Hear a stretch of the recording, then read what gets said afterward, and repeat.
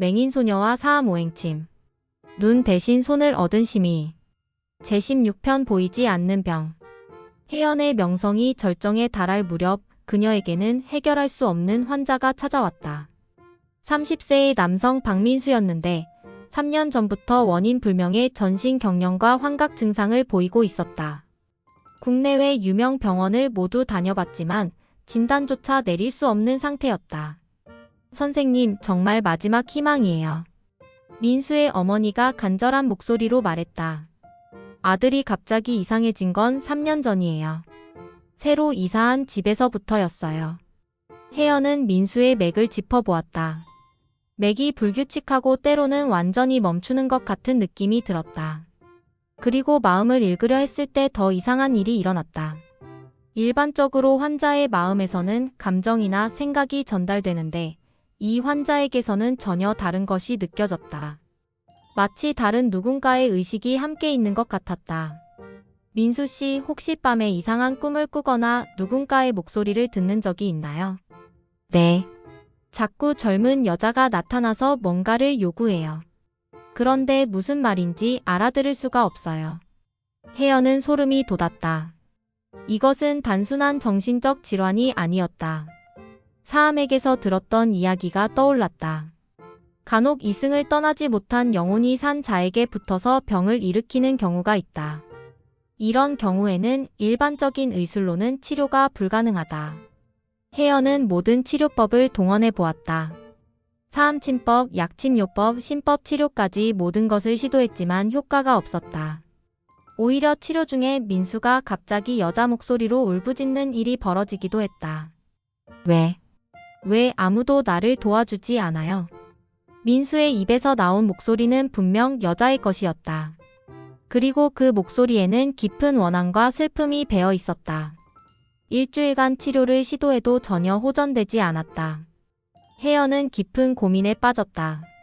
정환 씨, 이런 경우는 처음이에요. 어떻게 해야 할지 모르겠어요. 혜연 씨도 모르는 병이 있다니. 정환도 당황했다. 지금까지 혜연이 치료하지 못한 환자는 없었기 때문이었다.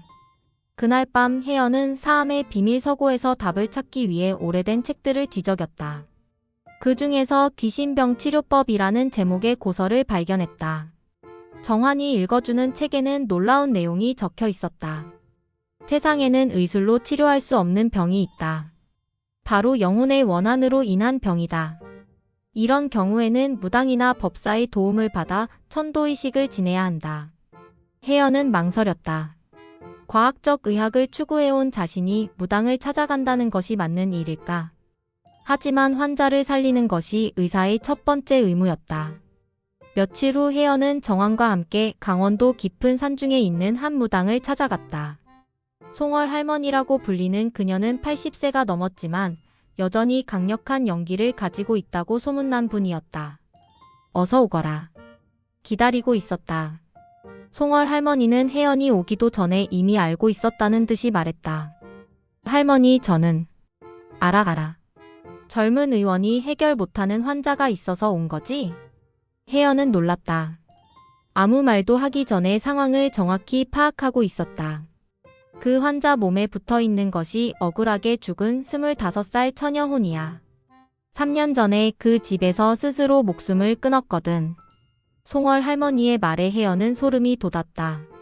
민수 가족이 이사간 시기와 정확히 일치했다. 그럼 어떻게 해야 하나요?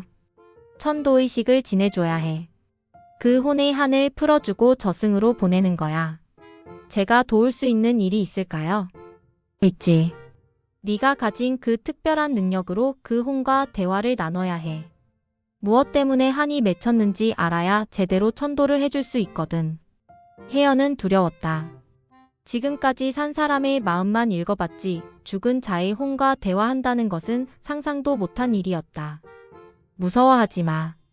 너는 이미 그런 능력을 가지고 있어. 다만 지금까지 사용해 본 적이 없을 뿐이야. 송월 할머니는 혜연에게 특별한 방법을 가르쳐 주었다. 마음을 완전히 비우고 그 혼의 고통에 공감해봐.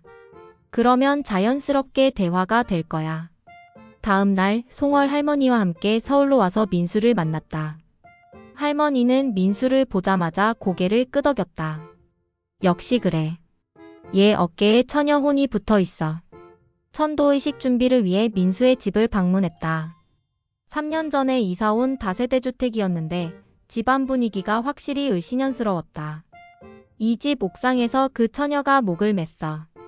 억울한 일이 있었나 봐. 송월 할머니는 옥상을 둘러보며 혀를 찼다. 혜연아, 이제 네가 그 혼과 대화를 해봐. 혜연은 깊이 명상에 들어갔다. 마음을 완전히 비우고 그 공간에 남아있는 기운에 몰입했다. 순간 강렬한 감정이 밀려왔다.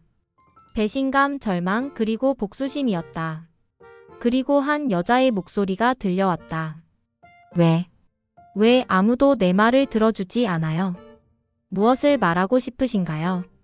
혜연이 마음으로 대답했다. 내 남자친구가 내 친구와 바람을 피웠어요. 나는 그것 때문에 너무 괴로워서. 그래서 스스로 목숨을 끊으셨군요. 네. 하지만 죽고 나서 알았어요. 그게 오해였다는 걸. 내가 너무 성급했다는 걸. 혼의 목소리에는 깊은 후회가 배어 있었다. 그럼 이제 무엇을 원하시나요? 그냥 누군가 내 이야기를 들어주길 원했어요. 내가 얼마나 억울하고 괴로웠는지. 혜연은 눈물이 났다. 그 혼도 결국 이해받고 싶었던 것이었다. 저는 들었어요. 당신의 고통을, 당신의 억울함을. 이제 편히 쉬세요. 정말 들어주신 거예요? 네, 이제 더 이상 이곳에 머물 필요 없어요. 저승에 가서 편히 쉬세요. 그 순간 공간의 분위기가 확 바뀌었다. 을씨년스럽던 기운이 사라지고 따뜻한 느낌이 감돌았다. 송월 할머니가 본격적인 천도의식을 시작했다. 재물을 차리고 경을 읽으며 혼을 달래주었다. 고운 이마, 이제 한을 풀고 저승길로 가시오. 이승에 더 이상 미련 두지 마시오. 의식이 진행되는 동안 신기한 일이 일어났다.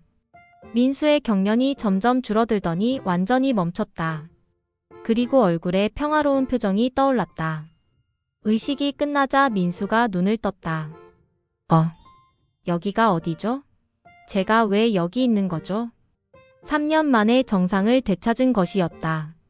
민수는 그동안의 일을 전혀 기억하지 못했다. 아들아. 어머니가 울면서 민수를 끌어안았다. 송월 할머니는 혜연에게 말했다. 잘했어, 아가야. 너는 이제 진짜 시미가 되었구나. 산 자의 마음뿐만 아니라 죽은 자의 혼까지 어루만질 수 있게 되었어. 할머니, 이런 일이 자주 있나요? 그렇지는 않아. 하지만 가끔씩 있지. 의사들이 모르는 병 중에는 이런 것도 있다는 걸 기억해둬. 그날 이후 혜연은 의학에 대한 관점이 더욱 넓어졌다. 과학적 의학만으로는 설명할 수 없는 영역이 분명히 존재한다는 것을 깨달았다. 정환 씨, 오늘 정말 신기한 경험을 했어요. 저도요. 이런 일이 정말 가능하다니.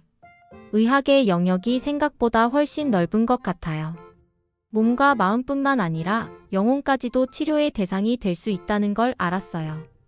혜연은 송월 할머니에게서 기본적인 영적 치료법도 배웠다. 비록 무당이 되는 것은 아니지만 의사로서 때로는 이런 능력도 필요하다는 것을 깨달았다. 며칠 후 민수는 완전히 회복되어 직장으로 복귀했다. 3년간의 악몽이 끝난 것이었다. 선생님, 정말 감사해요. 어떻게 보답해야 할지. 환자가 나으면 그것이 의사에게는 가장 큰 보상이에요. 25세의 혜연은 이제 진정한 의미에서 완전한 치료자가 되었다. 몸의 병, 마음의 병, 그리고 영혼의 병까지 치료할 수 있는 심의로서 사암도 상상하지 못했던 경지에 이른 것이었다. 하지만 혜연은 이 경험을 함부로 말하지 않기로 했다.